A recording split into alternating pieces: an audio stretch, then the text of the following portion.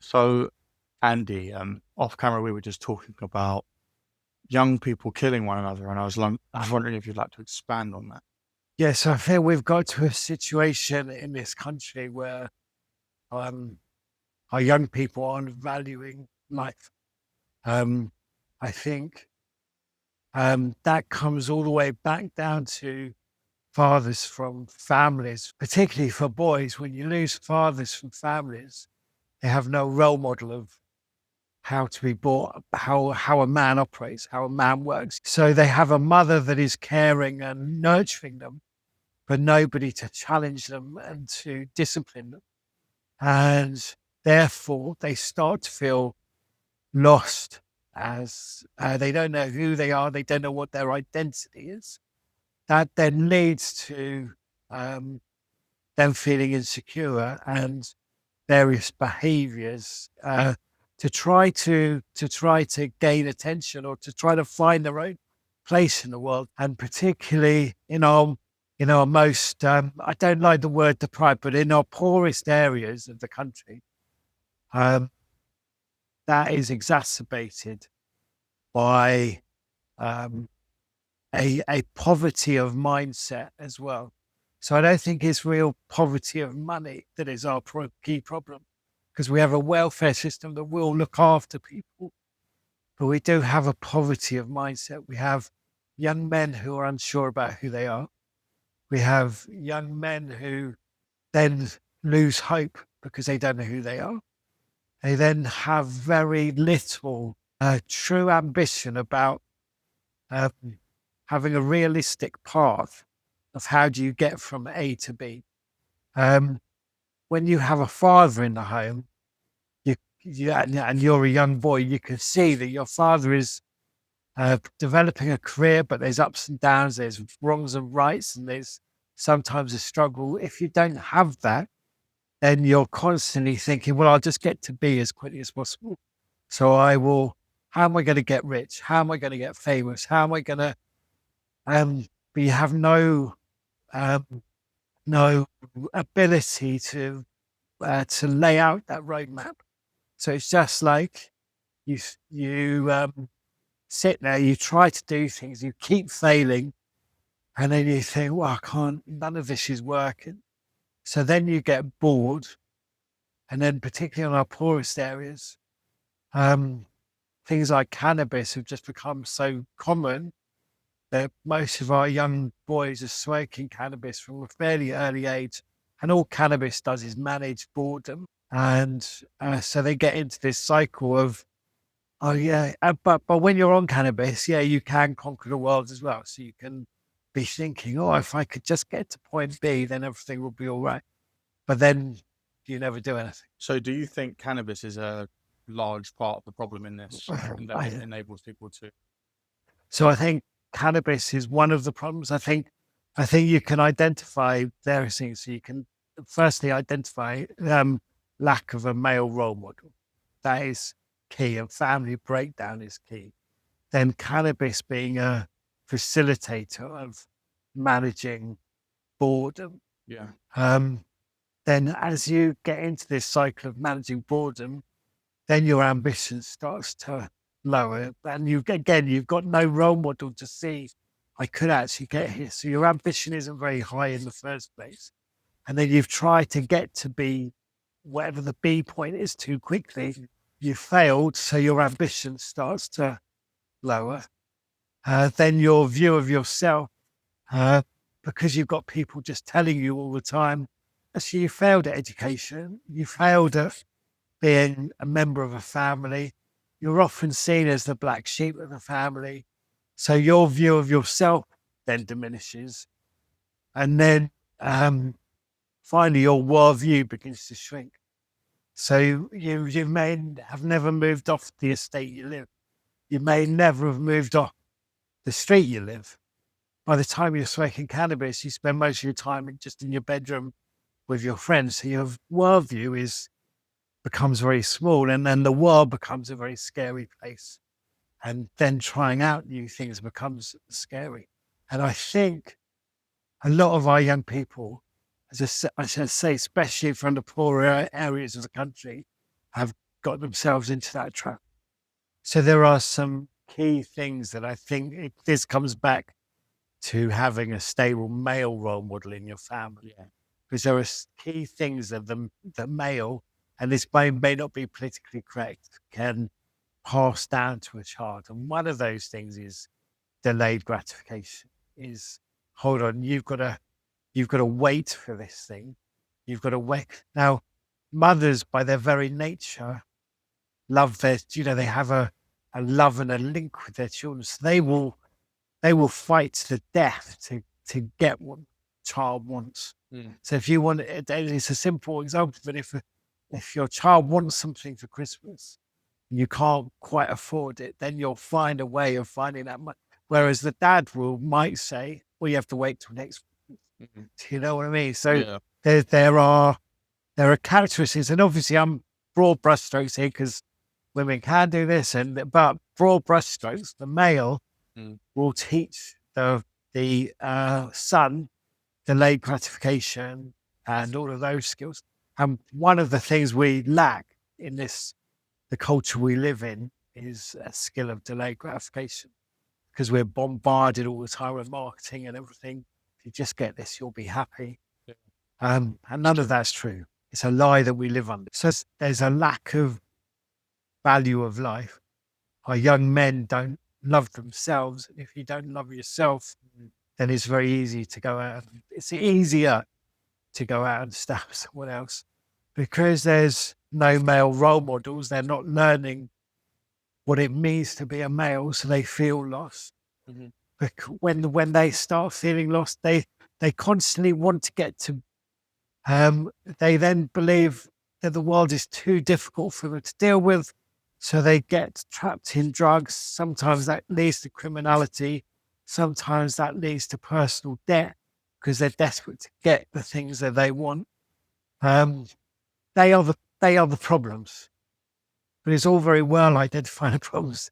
It's what are the solutions? Yes, so I was born in Mayday Hospital in Croydon. I was an unidentified identical twin, but I guess all the time it was building up that I never quite fitted in. And I saw myself as a problem, and probably saw myself as unlovable, but was always the clown of the class. So that covered all of that. But as I grew older, I probably started drinking and taking drugs, only sort of cannabis and speed, really. But they were just covers for the deep loneliness and unhappiness I felt.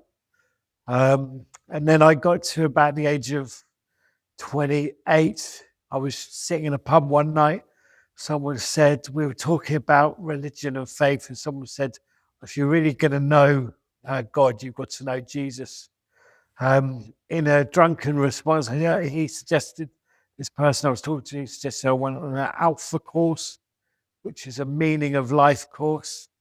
And in a drunken state, I said yes, thinking that I'd never hear from the guy again. But he phoned me up a few weeks later and said an Alpha course was running. I felt like, I better go, because I said I would. I went along. Really, I wanted to just challenge these idiot Christians who were saying that they had all the answers to life.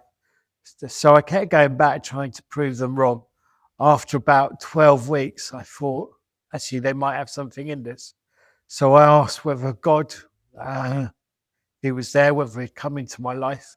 And at that point, I probably had the most emotional experience of my life. And he came into my life and he said, I love you, so it doesn't matter what anybody else thinks of you. So when I got that message, I tend to be a person that either goes full force into something or leaves it. So once I'd got a message from God that he loved me, I thought, okay, you better prove it. Soon after that, I started working. The church was working on a deprived, challenging estate in the south of Croydon. And I was asked whether I'd help out at the youth group. I started helping out at the youth group. And suddenly realized that the kids weren't really being helped by anybody. At the time, it was sort of Tony Blair's government, and they were pouring loads of money into the estate, building new schools, a new family centre. But the kids I was working with didn't care about the money. They just seemed to be devoid of any hope. They valued life. Um, they didn't value life at all. They didn't value their own lives, and they didn't value other people's lives. And they had no ambition or little ambition and a really small worldview. They only thought about the estate they lived on. And I thought, nobody's really tackling their issues. So I took a radical decision. At the time, I was a policy officer at Croydon Council. I was earning quite a lot of money. I had my own house and a mortgage. And I decided I'd give all of that up and move on to the estate and work out what the real answers for helping people out of poverty was. So the first thing we did as a church is we knocked on every door on the estate. At the time, there was 824 houses. And we asked every person living there what are the services they wanted. And they said something for the elderly, something for the young people, and something for mothers and toddlers. So we did a old building, a prefab building that we went and operated out of, and we set up those services. And I ran the community centre there for a few years. And honestly, I would still be doing that job today, but sadly, on the 24th of September 2004, one of the kids I was mentoring got stabbed to death. And that changed my life and changed my perspective. I realised if I was going to change things, I had to get back up the political ladder. So I started working for Ian Duncan Smith, and we wrote some strategy reports on how to tackle poverty across the United Kingdom. And then I got interested in politics and stood for Parliament a couple of times, stood against Harriet Harman once, and probably my most famous moment with the kids on the estate was a comment I made about Harriet Harman. I'm sure you'll see it one day. And then I got cancer, and I got bowel cancer, and I was in Mayday, and they made some mistakes in my operation, which led to me almost dying. And I realized at that point that really all the politics, all my ambition, all the material stuff I had didn't really matter. The only thing that mattered in life was the quality of relationships with my closest friends. And I guess that then changed my life again. So from that point, I realized that building good relationships is all that matters in life. And that is what this YouTube channel is about. That is what I believe we all need to learn in life, is actually how to love one another and how to love one another well. And the only way we can love one another is if we truly know one another. And the only way we can truly know one another is sharing our weaknesses as well as our strengths. And that's the point I'm at now. So you're still identifying the problems, but I think there is real hope. I think young men particularly are recognizing that they've got a problem and they are beginning to find the solutions themselves. I think the solutions, interestingly, are coming out of social media. So people like Jordan Peterson, Russell Brand, Bear Grylls, Joe Rogan, they're all beginning to say the same thing. They're all beginning to say, actually, you need to have, if you haven't got a father, if you haven't got, there's always going to be absences in your life, but you need to look to a higher authority to get the answers. And they may be all slightly unclear. Some of them are saying God, but they're all being clear that there needs to be some kind of higher authority where you can go for answers. So that is solution number one. Solution number two, which I think they're all coalescing around, is this whole movement to a globalized government, one globalized currency, one globalized society isn't working.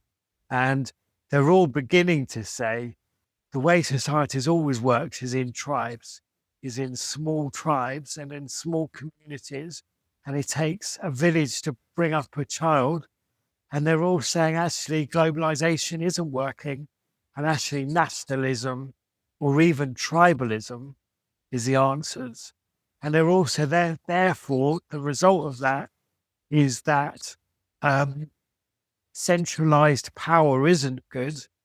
And we need to devolve power back to the town and the village and the community and the family, and rip it away from these globalized World Health Organizations, European Union, all these large institutions that have failed us. We need now to take back control. The final thing I think they're all saying is people need to take personal responsibilities for their own lives and their own problems. And that's why Jordan Peterson's he starts his 12 rules of life with, tidy up your bedroom. Because if you haven't started there, if you haven't taken responsibility for looking after your own space, how are you ever going to take responsibility for anybody else? But they're all coming at different speeds to the same kind of solutions. And the point of this podcast is to say there is another solution as well. And that is to come against this whole social media marketing of, hey, everybody's enjoying themselves, everybody's having a great life, which only makes 90% of the world feel depressed because they feel they're not fitting in. What the whole purpose of this is, the whole purpose of this discussion is saying, actually, we need to learn to be more vulnerable with one another, because it's only when we're honest with one another, showing our strengths and our weaknesses, that we can truly love one another. And one of the problems with society at the moment is we only ever brag about our successes. We never talk about our failures and weaknesses. We need to get better at doing that if we're going to have a more stable society. Comment, like, and subscribe to the channel. Remember, vulnerability is the bridge to better relationships. Thanks for watching, and we'll see you soon.